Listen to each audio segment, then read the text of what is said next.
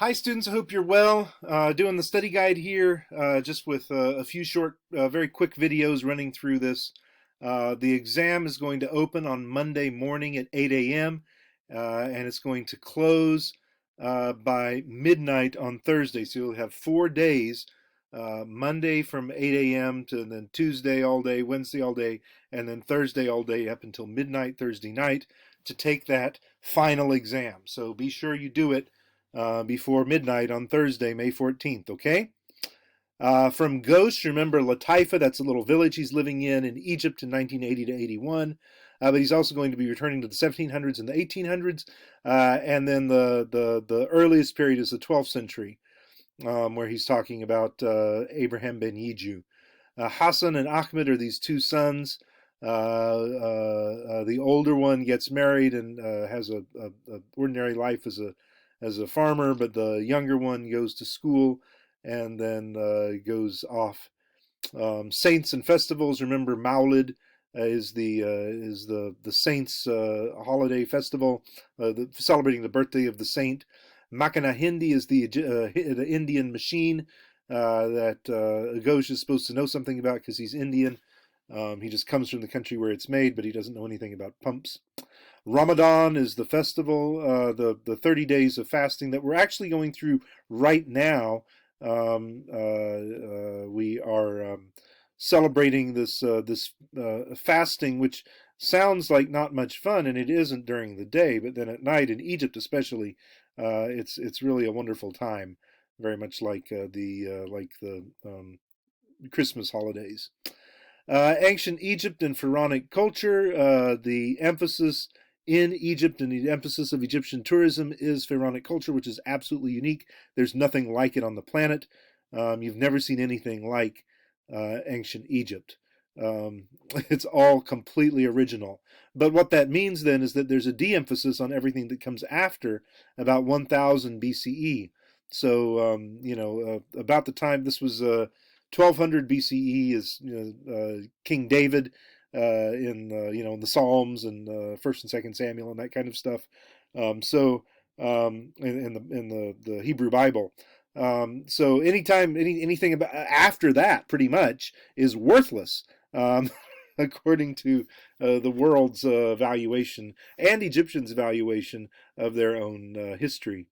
So that helps explain why Jews in Egypt, especially medieval Judaism, is just not that important and interesting to keep them there, to keep the records there. In any case, we're talking about Jews in Egypt who, of course, had been there before they were Jews, when they were Abraham's grandchildren, grandson Jacob going with his family, and Joseph, his great grandson, going to Egypt. Abraham himself went to Egypt, but then the Israelites had a long period there, and then they returned, of course, afterwards um, um, regularly. And Jesus himself spent time in Egypt as a baby.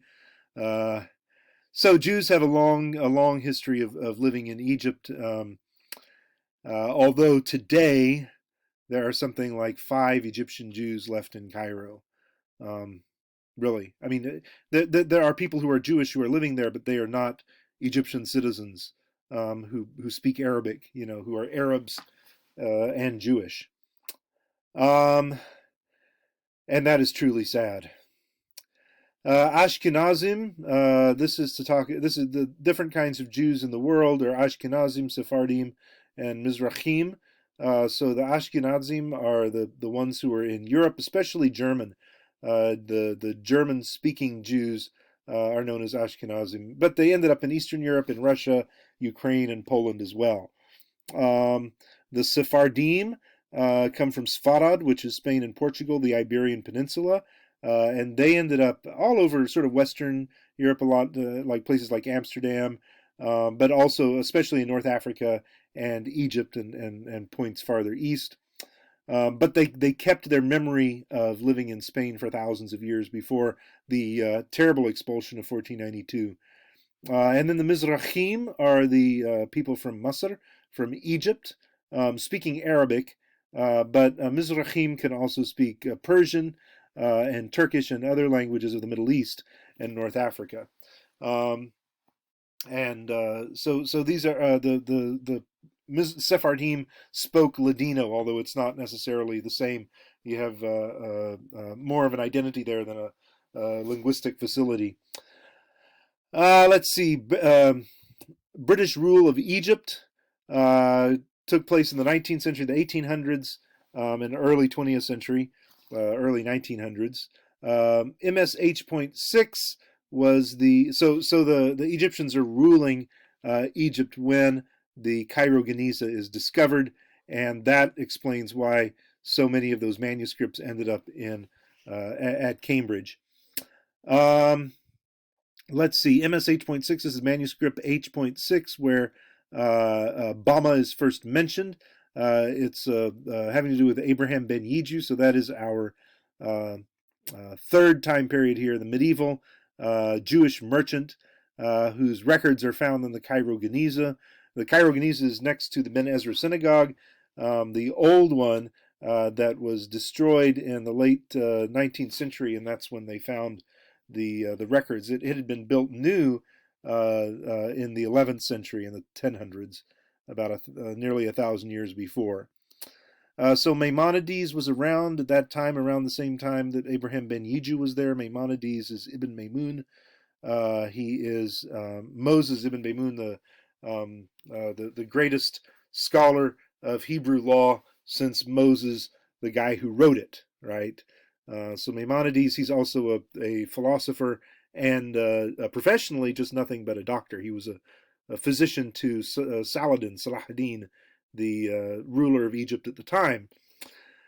So they were speaking Judeo-Arabic. They are Arabs, but their religion is Jewish, and because Jews, due to their religious practice, tend to live very close to one another, um, tend to develop a variety of the Arabic language or the German language or English or whatever that has distinctive features. Even though it's fully Arabic, if you listen to someone speaking Yiddish and you speak German, you can sort of make out pretty much all they're saying.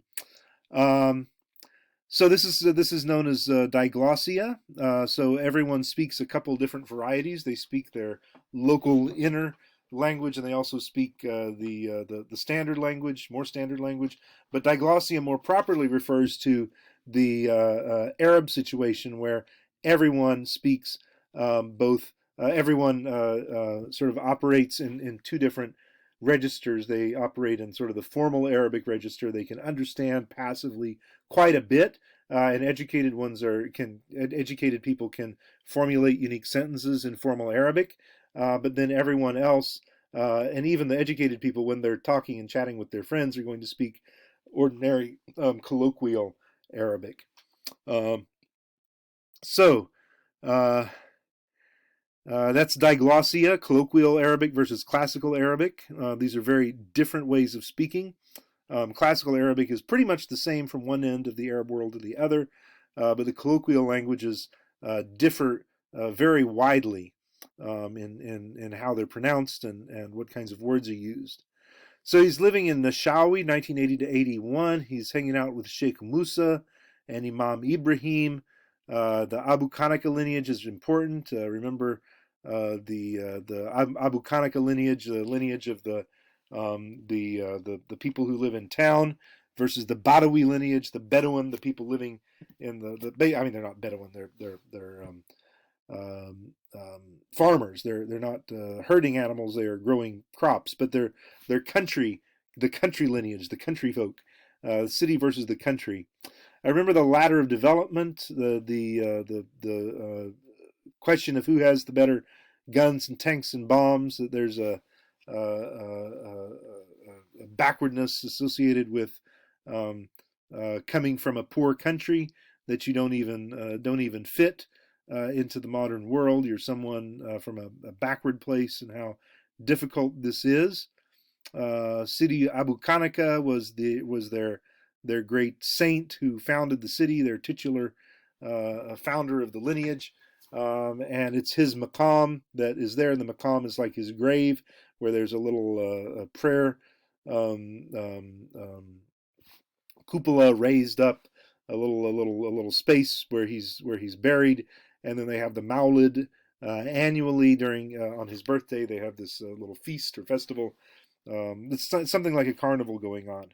Am Taha is his landlord. Uh, Ustaz Sabri, remember Nabil, Idris, and Ali, the brothers, some of whom go for education and some who go for labor, and all of them who make a sacrifice. Uh, Busaina, the woman who got divorced but maintained her freedom and her custody of the kids. Despite her divorce, she could keep her custody of the kids because she never remarried and she lived in poverty her whole life. But she sent all of her kids to school and they all did much, much better than expected. I'm going to pause here and pick it up in a bit.